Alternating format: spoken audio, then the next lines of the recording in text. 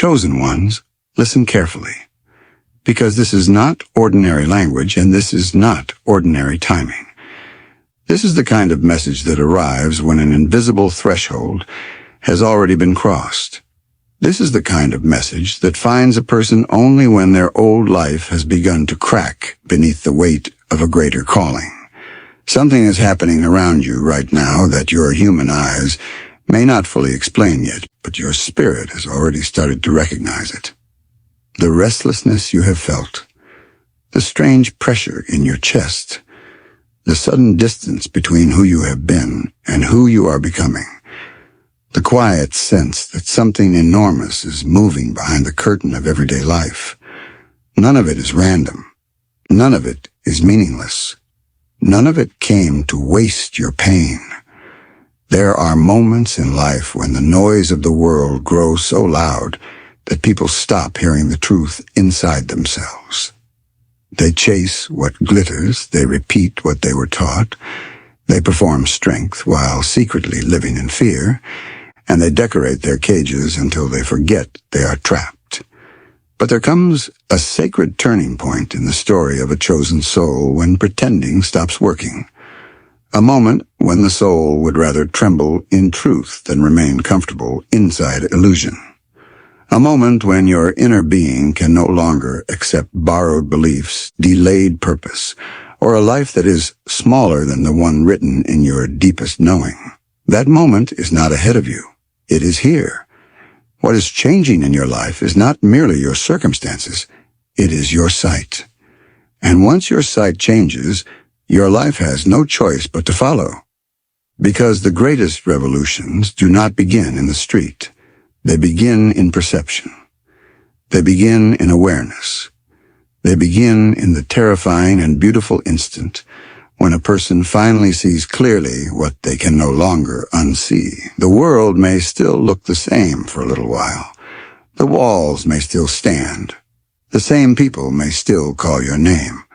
The same routines may still wait for you in the morning. But inside, an empire has shifted.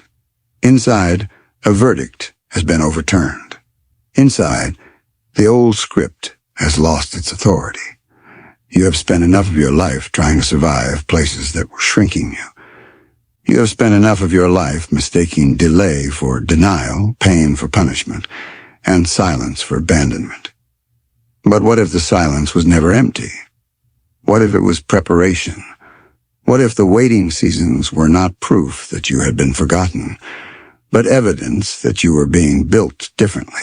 What if every closed door, every strange detour, every heartbreak, every lonely night, every misunderstanding, and every burden you carried in private was not the collapse of your story, but the training ground for a level of clarity that would alter everything? Because once you understand why certain things had to leave, you stop begging for them to stay. Once you understand why your spirit became uncomfortable in places that used to feel normal, you stop calling your evolution a problem. Once you understand that some pain was not sent to destroy you, but to reveal you, you stop resenting the fire that taught you your own strength. And once you understand that your life is not meant to be built from panic, imitation, and fear, but from alignment, purpose, and inner authority, then everything changes. The way you choose changes. The way you wait changes. The way you love changes. The way you speak changes. The way you carry your silence changes. The way you walk into a room changes. The way you endure changes. The way you rise changes. So do not treat this as background noise. Do not treat this like another passing speech. There are messages that entertain the mind, and there are messages that confront destiny. This one confronts destiny. This one is meant to wake up the sleeping places in you. This one is meant to put language around what your soul has been trying to tell you for a long time. If this message finds you at the exact moment when you have been questioning everything, when you have been shedding people, habits, and identities, when you have been feeling both broken, and strangely strengthened at the same time. Then hear this clearly. You are not falling apart. You are seeing. And when a chosen one begins to see, the old life cannot survive for much longer. Stay with this message until the end.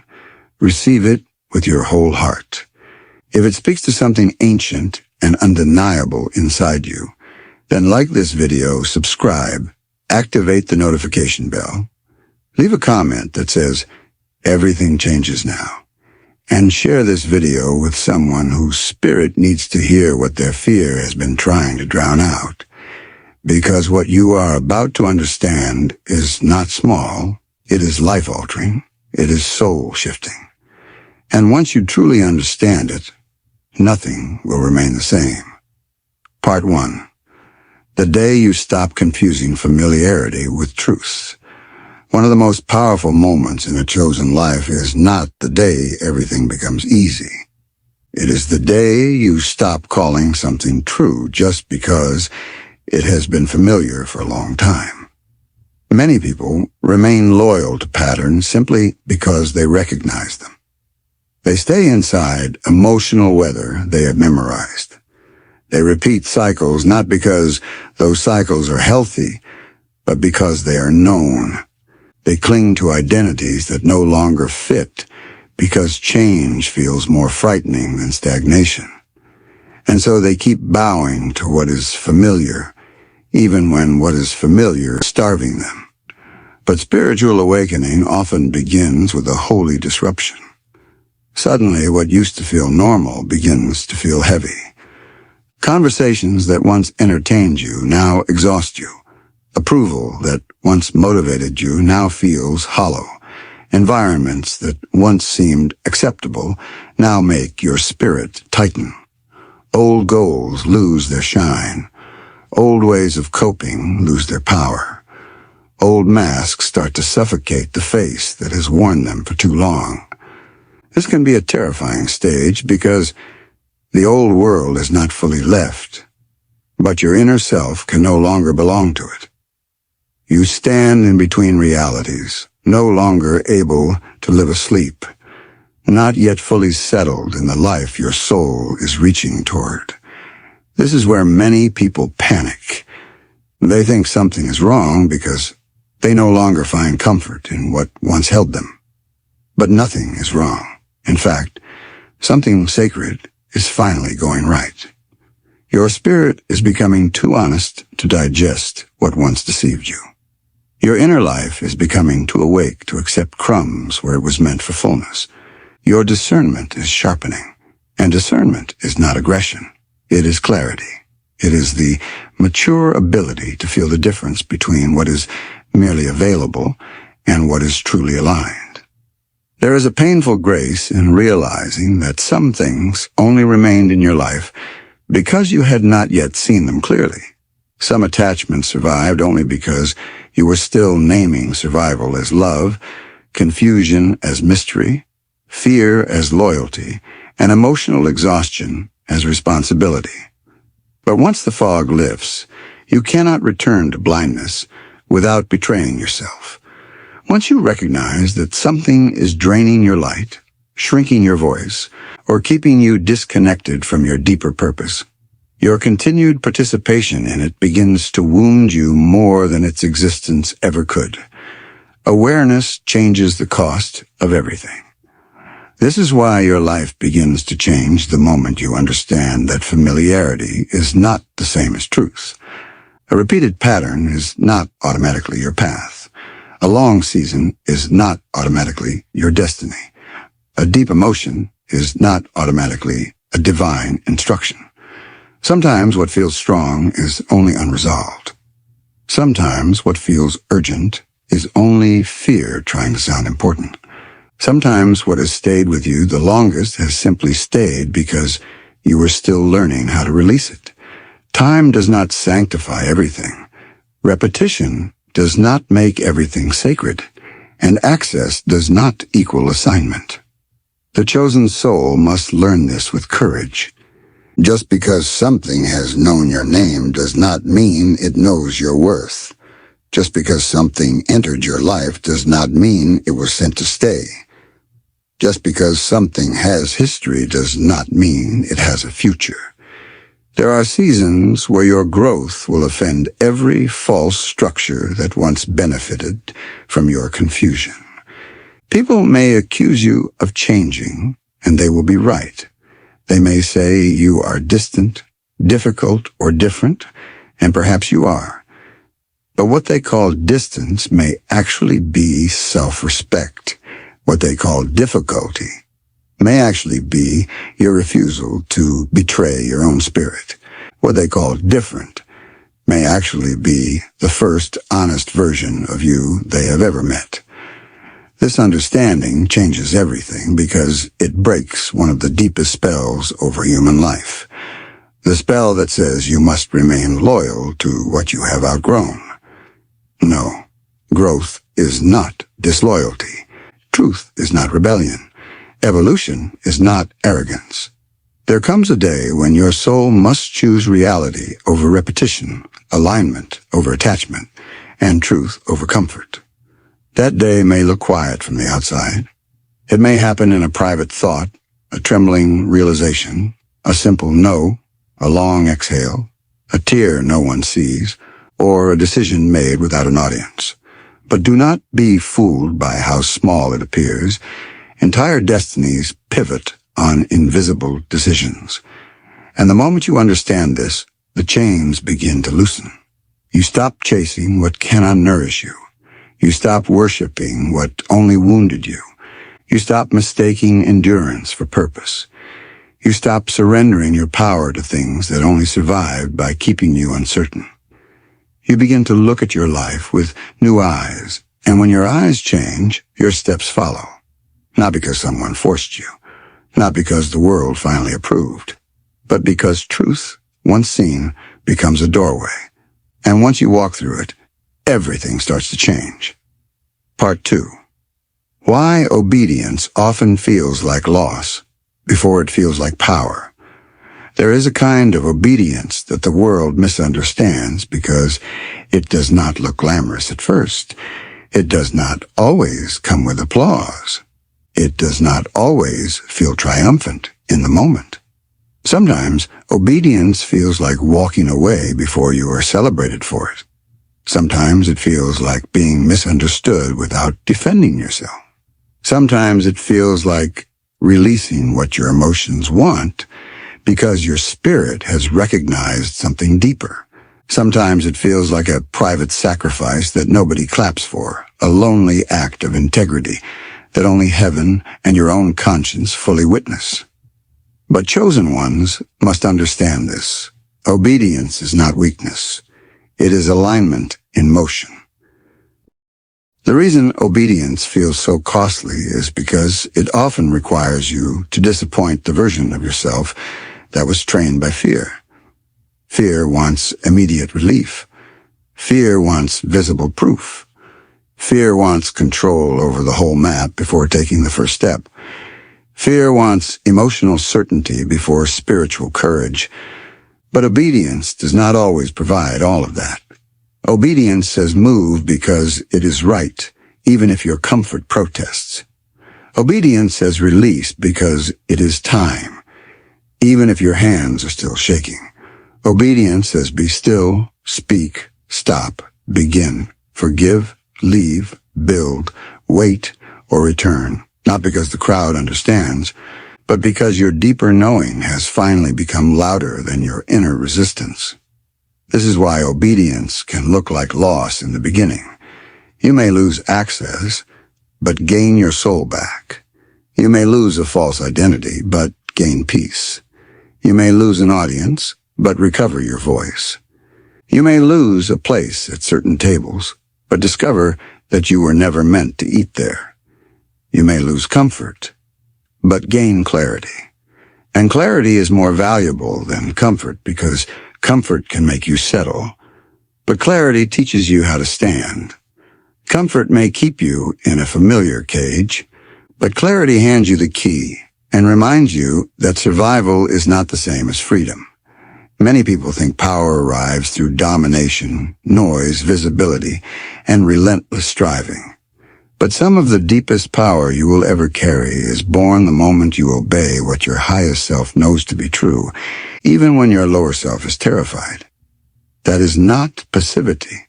That is mastery. That is the kind of inner authority that does not need to announce itself because it is rooted in alignment rather than performance. Anyone can act bold when the outcome is guaranteed. But it takes spiritual maturity to honor truth before the reward is visible. There are decisions that will rearrange your life, not because they are dramatic, but because they are clean. Clean decisions carry unusual force. A clean decision is not cluttered with desperation, manipulation, or self-betrayal. It is not made to control perception. It is made from congruence, and congruence has power. When your inner world and outer actions stop fighting each other, something in your life begins to stabilize. Your energy becomes less scattered. Your mind becomes less foggy. Your emotions become less chaotic. Not because life suddenly becomes simple, but because your spirit is no longer bleeding from the wound of saying yes, while your soul is screaming no. Obedience also purifies motive. It teaches you to ask better questions. Not, what will make me look successful, but what is real? Not, what will keep everyone comfortable with me? But, what keeps me in integrity? Not, how can I avoid discomfort, but what would love, wisdom, and alignment ask of me here? These questions refine the soul. They strip away shallow ambition and leave behind a deeper strength. The kind of strength that does not collapse under pressure because it was not built on opinion. The kind of strength that can survive the silence of the middle season because it was born from conviction, not applause. And here is what many do not realize. Obedience creates capacity. Every time you honor your truth over your fear, you become someone who can hold more peace, more trust, more responsibility, more purpose, more clarity, more influence, more light, more life. The old version of you wanted blessings without becoming the kind of vessel that could carry them. But the awakened version of you understands that expansion without alignment becomes self-destruction. That is why some delays had to happen. That is why some doors remained closed. That is why certain things were withheld until your inner foundation became strong enough to carry what your old self would have misused, mishandled, or mistaken. So when you obey and it feels at first like something is being taken, do not panic. Ask a deeper question. What is being cleared so something truer can arrive? What false source is being removed so you can stop drinking from shallow wells? What compromised version of yourself is being dismantled so your real strength can emerge? Because once you understand this, you no longer interpret obedience as punishment. You recognize it as preparation. You recognize it as the path that teaches your soul how to move with power, purity, and purpose. And when obedience stops feeling like loss and starts feeling like alignment, your whole life begins to change. Part 3. Healing is not becoming less sensitive, but becoming more whole. One of the most misunderstood parts of transformation is healing. People often think healing means becoming untouched, unmoved, unreachable, or emotionally numb. They imagine that becoming stronger means becoming harder. They assume that if they could just feel less, they would finally suffer less. But chosen ones are not called to become stone. They are called to become whole. And wholeness does not mean the death of sensitivity. It means the restoration of right relationship with it. Your sensitivity was never the enemy. The real wound came from carrying sensitivity without safety, depth, boundaries, or understanding. The real pain came from feeling deeply in places that could not honor depth. It came from perceiving more than others noticed, then doubting yourself because nobody around you had language for what you sensed. It came from trying to stay open in environments that trained you to apologize for your tenderness. It came from confusing numbness with maturity because your nervous system got tired of being overwhelmed. But your depth was never a defect. It was a signal. It was evidence that you were built to discern more, receive more, and carry more meaning than a shallow world knows how to validate. Healing begins when you stop trying to punish yourself for the ways you adapted to survive. Some parts of you became guarded for a reason. Some parts of you became quiet for a reason. Some parts of you learned to leave emotionally before your body ever exited a room. Some parts of you learned to over-explain, overperform, or overgive because somewhere along the way you started believing love had to be earned through exhaustion. These patterns did not appear because you were weak. They appeared because your soul was trying to protect what it did not yet know how to heal. Compassion must enter here. Not indulgence, not denial, compassion. The kind that looks at your history and says, I understand why you became this way, but I will not leave you here. Real healing is brave because it asks you to meet your wounds without turning them into your identity. It asks you to grieve what happened without building your throne inside grief. It asks you to feel what was buried without becoming ruled by what was buried. It asks you to look at the broken places honestly and still believe that you were not born to remain fragmented. This is sacred work because it refuses both extremes. It refuses the lie that says you are irreparably damaged, and it refuses the lie that says you do not need healing at all. It chooses truth. It chooses process. It chooses integration. There are things you carried that were never yours. Other people's projections, other people's confusion, other people's chaos, other people's inability to love with consistency, maturity, and presence. Some of your pain came not from your own failure, but from trying to make sense of the absence of what should have been there. The absence of protection, the absence of truth, the absence of emotional safety, the absence of reciprocity, the absence of steady love. When these absences shape a life, the soul can start blaming itself for what it lacked.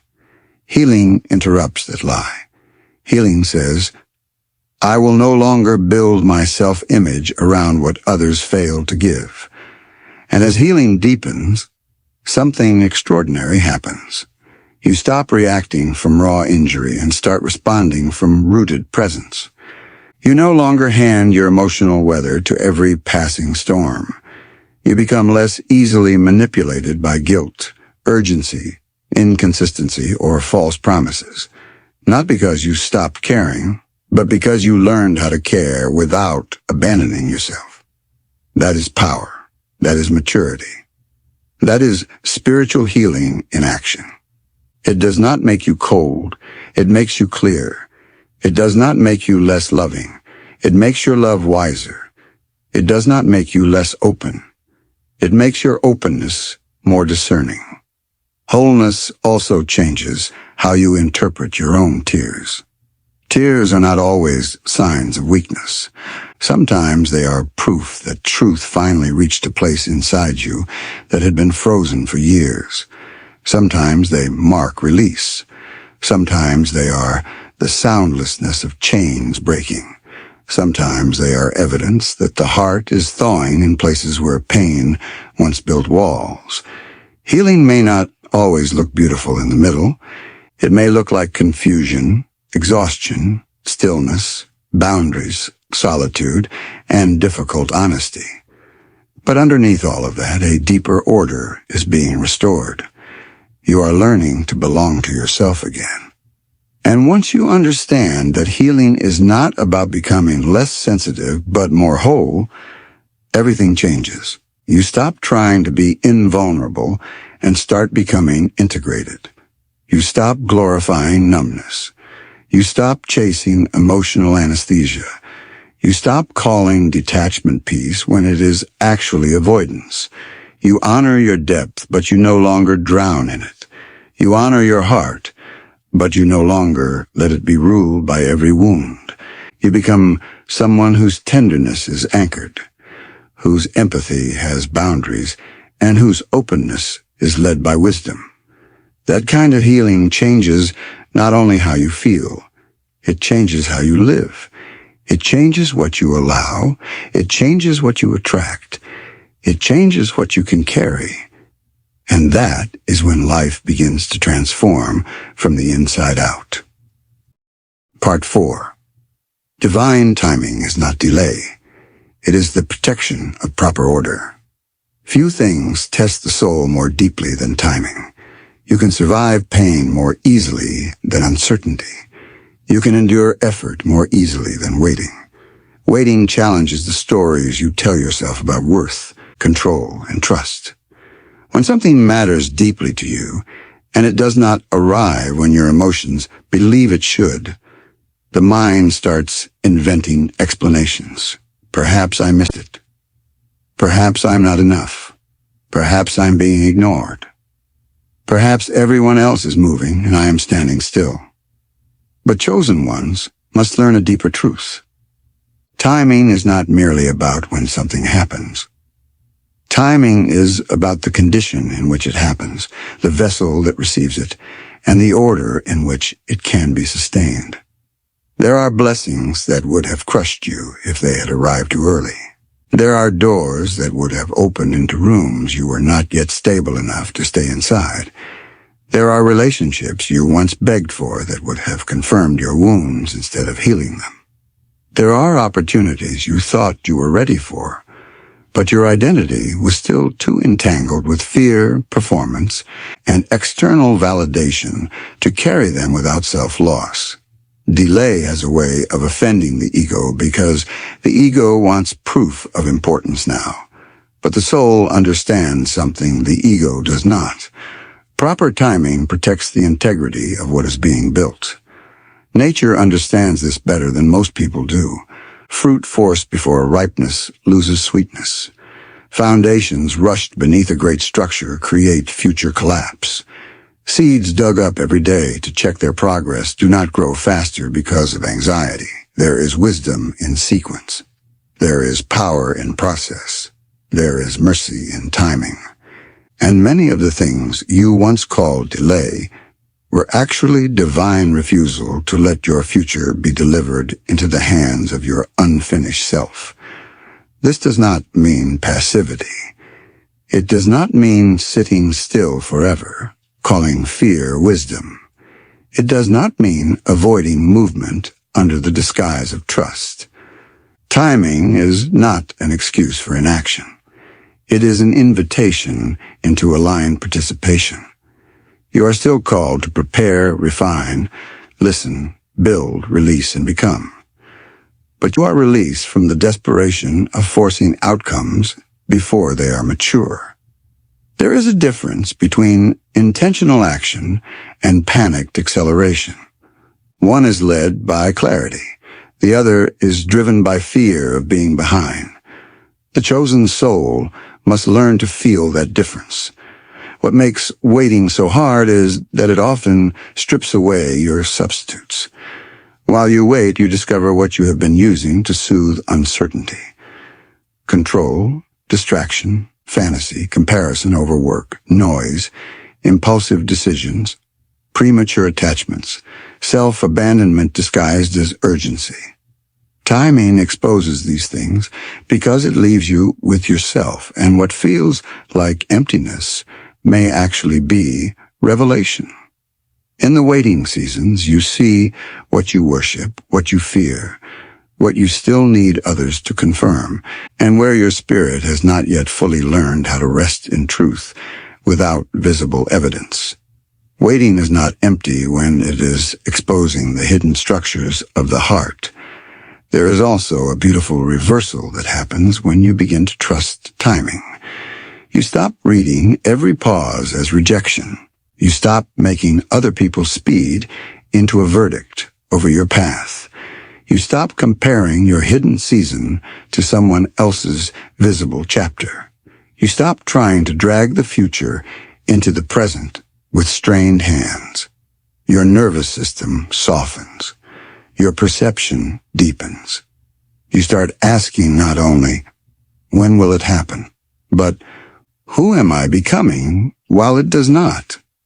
That question changes everything because it returns you to the one place you do have power, your alignment in the present. And often, what arrives in the right timing carries a peace that forced things never had. You no longer need to convince yourself. You no longer need to chase, grip, prove, or bargain. What is aligned in season carries a strange steadiness. It meets the version of you that has been prepared to recognize it, receive it, and remain anchored while holding it. This is why proper timing is sacred. It does not merely deliver an event. It brings together the readiness of the moment and the maturity of the soul. Once you understand this, your life begins to change because impatience loses some of its grip. You still desire. You still hope. You still work. But you stop wounding yourself with the belief that not yet means never. You stop insulting your path because it is unfolding differently than you imagined. You stop calling preparation punishment. You start honoring sequence. You begin to trust that what is truly meant for your highest life will not need your panic to be born. It will need your alignment. It will need your readiness. It will need your courage to remain faithful in the invisible season. And when that understanding takes root, waiting no longer feels like wasted time. It becomes holy ground. Part 5. Spiritual authority begins the moment you stop negotiating with what drains you. There comes a time in the life of every chosen one when softness must be joined by authority, not harshness, not cruelty, not ego.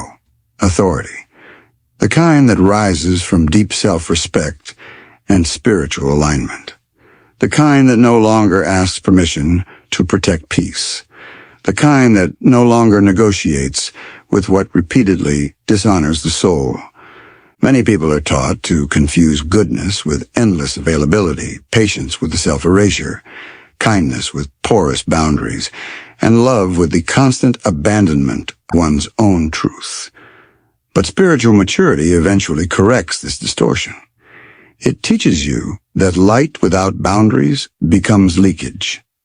Compassion without discernment becomes exhaustion. Presence without self-honor becomes captivity. Spiritual authority is not loud at its core. In fact, some of the strongest authority is quiet. It does not need to threaten. It does not need to chase. It does not need to explain itself into exhaustion. It stands. It knows. It refuses. It permits. It withdraws. It chooses. It protects. It is not reactive because it is rooted. It is not frantic because it is clear. It is not easily manipulated because it no longer hands strangers the right to define its value. This kind of authority changes everything because it ends the era of your life where anything with access could alter your peace. The truth is that many people do not recognize your worth until they discover they can no longer casually drain it. Some relationships survive not because they are reciprocal, but because one person keeps overgiving. Some dynamics continue not because they are holy, but because one person keeps absorbing what the other refuses to heal. Some environments tolerate your presence only while you remain convenient, silent, useful, and emotionally inexpensive. The moment you begin to carry yourself with spiritual authority, these structures start to shake. Why?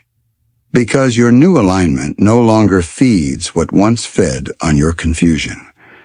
This can be unsettling. You may be called selfish for creating distance where there used to be unlimited access. You may be called difficult for asking for clarity. You may be called cold for refusing to endlessly process what someone else keeps repeating without change. But not all accusations are revelations. Some are reactions to lost control. Chosen ones must understand that every boundary will not be celebrated by those who benefited from your lack of one. Still set it. Speak it. Honor it. Because every boundary rooted in truth is a declaration that your spirit is no longer for casual misuse. Authority also transforms your inner dialogue. You stop begging your doubts to spare you. You stop treating every fearful thought as prophecy. You stop allowing old shame to preside over your decisions like a false ruler. There are inner voices that have governed your life for too long. Voices built from old pain, false narratives, inherited fear, and deeply conditioned unworthiness. Spiritual authority does not simply challenge outer chaos. It dethrones inner chaos. It says to the voice of fear, "You may speak, but you no longer lead." It says to the voice of shame, "You may echo, but you no longer define me." It says to the voice of old wounds, "You may be heard, but you will not be obeyed." When this authority awakens, your entire energy changes. Your yes becomes cleaner. Your no becomes holier. Your presence becomes more stable. You are no longer so easily scattered by opinions, seduced by inconsistency, or shaken by emotional theater. You begin to value peace over performance, depth over display, truth over temporary comfort. You stop spending sacred energy on people, places, and habits that require your diminishment in order to keep functioning. That shift is not minor. It is the restoration of spiritual government. And here is the deeper mystery. Authority does not make you less loving. It makes your love more accurate. It allows you to love without collapsing. It allows you to forgive without re-entering bondage. It allows you to remain open without becoming naive. It allows you to care deeply while still honoring the truth of what something is. That is mature love. That is awakened power. That is what happens when your spirit finally understands that peace is not preserved through appeasement. It is preserved through integrity. Once you realize that spiritual authority begins the moment you stop negotiating with what drains you, everything changes. You no longer ask every room to validate you before you trust your own discernment. You no longer build your life around avoiding other people's discomfort.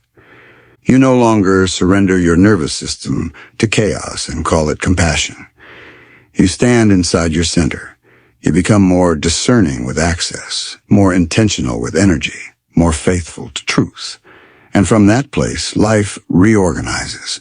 Not because the world became instantly kinder, but because you stopped letting misalignment write the terms of your existence. Part 6. Purpose is not a performance. It is the shape of your aligned life. Many people search for purpose as though it were a spotlight waiting to find them. They imagine that purpose must always look dramatic, public, impressive, or extraordinary in ways the world can easily praise. But purpose is deeper than image. It is deeper than title. It is deeper than applause. Purpose is not first about being seen. It is about being aligned. It is the inner architecture of a life that matches what your soul was built to carry. And when you misunderstand purpose as performance, you begin chasing visibility instead of truth. Some of the most purposeful people on earth are not the loudest. They are the most congruent. Their outer life reflects an inner obedience. Their actions emerge from values they actually live. Their gifts are not just displayed, they are stewarded. Their presence creates order, peace, depth, healing, and strength, Because their life is not split in 10 different directions. They are not perfect, but they are integrated, and integration has impact far beyond performance. Purpose often reveals itself not through one giant announcement, but through recurring patterns of aliveness, burden, responsibility, and resonance. What consistently calls something awake in you? What kind of suffering do you feel unable to ignore? What truths keep returning to your spirit, even when you try to dismiss them? What kind of beauty, order, healing, or clarity seems to flow through you when you are not pretending? These questions matter because purpose is not merely about what you can do. It is about what your soul recognizes as deeply necessary. You may have many skills, but purpose usually has a different weight. It feels less like vanity and more like stewardship. And stewardship changes everything. When you view your gifts as something to steward rather than something to perform, you become less desperate to prove and more committed to cultivate. You stop rushing your becoming for the sake of attention. You stop measuring worth by external speed. You start protecting your depth. You start refining your character because you understand that purpose cannot be sustained by talent alone. A person may be gifted enough to attract attention, but if they are not inwardly formed, what they build may eventually collapse under the pressure of their own immaturity. Purpose asks for more than ability. It asks for embodiment. This is why many chosen ones go through long hidden seasons. The hidden season is not evidence of insignificance. It is often the forge of authenticity. In the hidden places, you learn whether you still honor the work when nobody claps. You learn whether your character can carry your calling. You learn whether your identity is anchored deeply enough to withstand misunderstanding, delay, temptation, comparison, and isolation.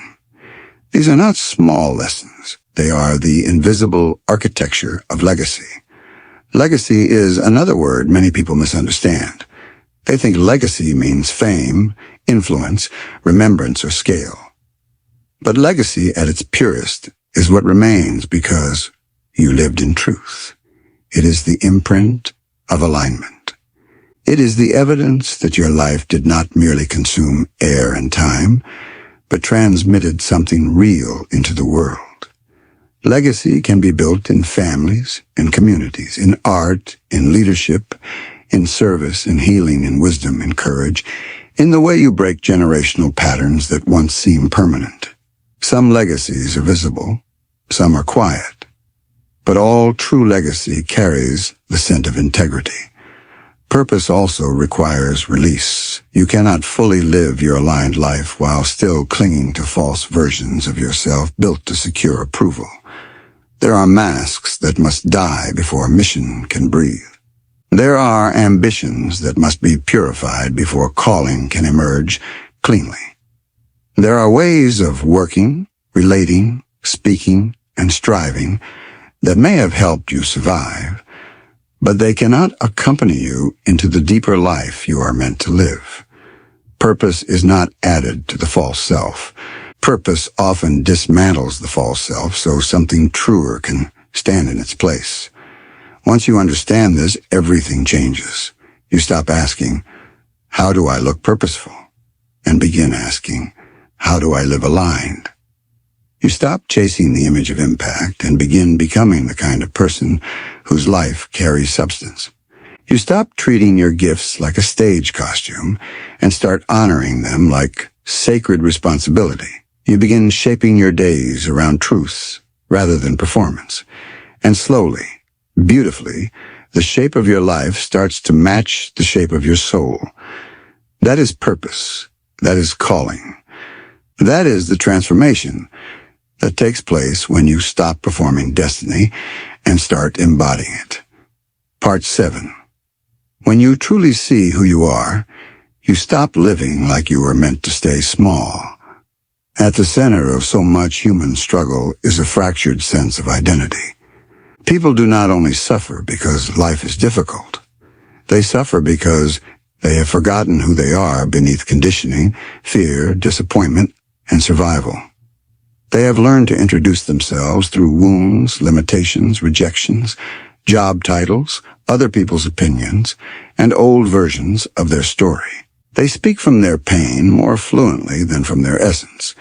They have grown so used to shrinking that expansion feels dangerous, so used to apologizing that power feels suspicious, so used to emotional hunger that fullness feels unfamiliar. But the turning point in a chosen life comes when identity begins to be restored from the inside. You are not merely the result of what happened to you. You are not merely a collection of your hardest seasons.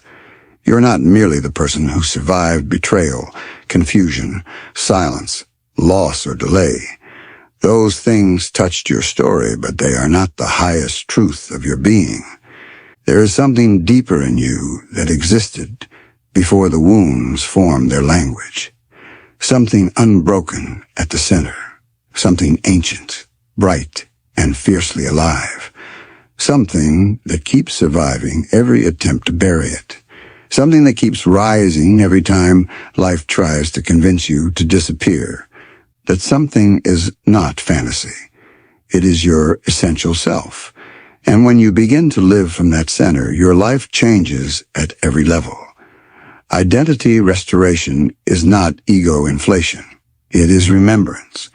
It is the sacred return to what was always there beneath distortion. It is the moment you stop confusing humility with self-erasure. The moment you stop making yourself smaller so other people can remain comfortable in their own avoidance. The moment you stop treating your light like a problem that needs to be dimmed. The moment you stop apologizing for the gravity of your spirit, the depth of your insight, the strength of your boundaries, and the clarity of your calling. Chosen ones are not asked to become arrogant. They are asked to become true. There is a radical freedom that comes when you no longer need every room to understand you in order to remain anchored in yourself. Misunderstanding loses some of its power. Rejection loses some of its sting. Comparison loses some of its poison. Why? Because identity is no longer outsourced. You are no longer building your self-concept from applause, access, romance, productivity, or public perception. Your center moves inward. Your source becomes deeper. And when your source becomes deeper, your life becomes harder to control from the outside. This is one of the greatest shifts of all. When identity matures, your decisions stop revolving around the fear of being unseen. You no longer over-explain what peace has already made clear. You no longer chase people who cannot recognize your worth. You no longer contort your gifts into shapes that earn approval but betray your essence. You begin to live from sufficiency, not scarcity. And sufficiency is powerful because it cannot be easily bribed by temporary validation. It cannot be easily frightened by silence. It cannot be easily seduced into abandoning truth just to feel chosen by the wrong things. Living from your true identity also changes what you expect from life, not in an entitled way, but in a clarified way. You stop expecting yourself to thrive in conditions that constantly violate your soul. You stop pretending you can heal while remaining committed to what keeps reopening the wound. You stop treating peace like a luxury. You stop acting as if purpose must beg permission from fear. You begin to recognize that your life is not meant to be organized around perpetual self-betrayal. It is meant to become a vessel for truth, love, clarity, service, strength, and embodiment. That understanding raises the standard of everything. And when the standard rises, the whole landscape changes. What once impressed you no longer satisfies you. What once intimidated you no longer rules you. What once held you no longer fits you. This is not because life becomes flawless. It is because identity becomes stronger than illusion. You finally begin to understand that being chosen is not about superiority. It is about responsibility. It is about becoming conscious enough to carry your life with intention. It is about refusing to die in the smallness that fear assigned you. It is about honoring the fact that your existence is not accidental, your awakening is not random, and your transformation is not for decoration. It is for embodiment. It is for impact. It is for legacy. It is for the full expression of the truth you were born carrying. Once you truly see who you are, you stop living like you were meant to stay small. You stop treating your soul like an inconvenience. You stop negotiating with your own becoming. You rise, maybe not noisily, maybe not all at once, but unmistakably. And from that moment forward, everything begins to move differently. Because a person who knows who they are cannot be ruled the same way.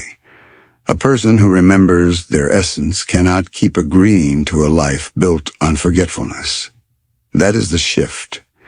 That is the awakening. That is where everything changes. Closing. Chosen ones, now you understand why your life cannot remain the same after this. Not because a magical sentence was spoken over you. Not because the outer world suddenly rearranged itself in a single moment. But because something more powerful has happened. Your sight has been challenged. Your inner knowing has been called forward. The sleeping places within you have been addressed directly. And once the soul hears truth in its full weight, it can never comfortably return to the old level of unconsciousness. You now know that familiarity is not truth. You now know that obedience can feel like loss before it reveals itself as power. You now know that healing is not numbness, but wholeness. You now know that timing is not always denial, but protection and order. You now know that spiritual authority begins where self-betrayal ends.